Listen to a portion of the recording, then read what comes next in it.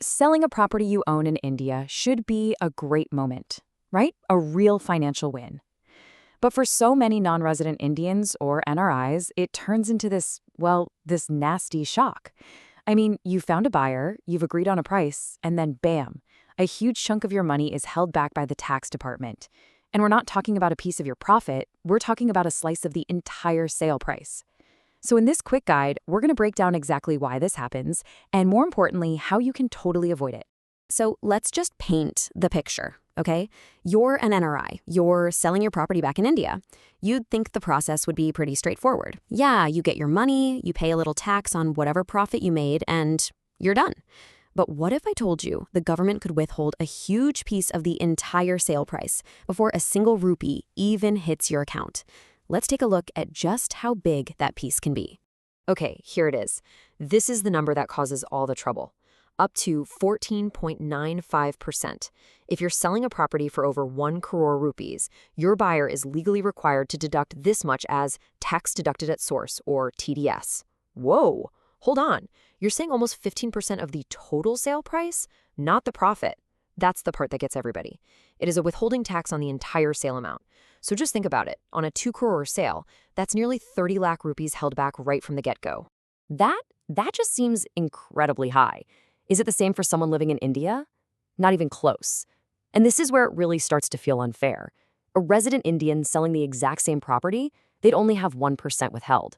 For an NRI, it is nearly 15 times more. But why? The government's thinking is that they want to make sure they get their potential tax money before it leaves the country. But what it actually does is it creates this massive, excessive deduction that just ties up your money. So let me just make sure I'm hearing this right. The absolute worst case scenario is the tax is taken from the whole amount and my money is just stuck. That's it. To get it back, you have to wait until the financial year ends, file a tax return, and then wait even longer for the refund to actually get processed.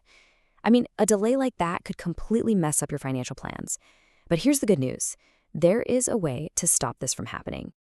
Right. You do not have to just sit back and accept this. The key to preventing this huge deduction is a simple document called Form 13.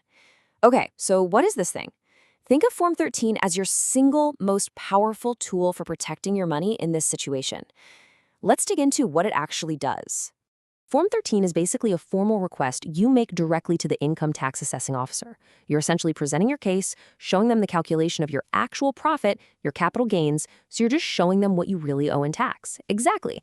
And if the officer agrees with your numbers, they issue a certificate straight to your buyer, telling them to deduct tax at a much, much lower rate, or, maybe even no tax at all based on what you actually owe. Now listen up, because timing here is absolutely everything. You have got to apply for this certificate in a very specific, critical window, right after you sign the sale agreement, but before you get the final payment or register the sale deed. So you have to get this certificate sorted out before the money actually changes hands. Yes, because once the buyer has cut that high TDS and paid it to the government, it's over. It's too late. Your only choice at that point is to wait and wait and wait for a refund. The whole process is actually done online, which is great. You start by registering on something called the Traces portal. Wait, what is Traces? Good question. It's just the tax department's official website for all things related to TDS. So from there, you file Form 13, you put in all the details of the sale, the buyer, and your capital gains math. Then you just upload your supporting documents, like the sale agreement, and you submit it all for the officer to review. Okay, so protecting your cash flow with a lower TDS certificate is a huge win. But what if you could legally get rid of your actual tax bill completely? You mean pay zero tax? Exactly. This is where a little smart planning can take you from a low tax deduction all the way to a zero tax deduction. The Income Tax Act gives you two really fantastic options to wipe out your tax. First, under Section 54, you can reinvest your capital gains into a new residential house in India, and you get 2 to 3 years to do that. Or, I see the other option is bonds. Right.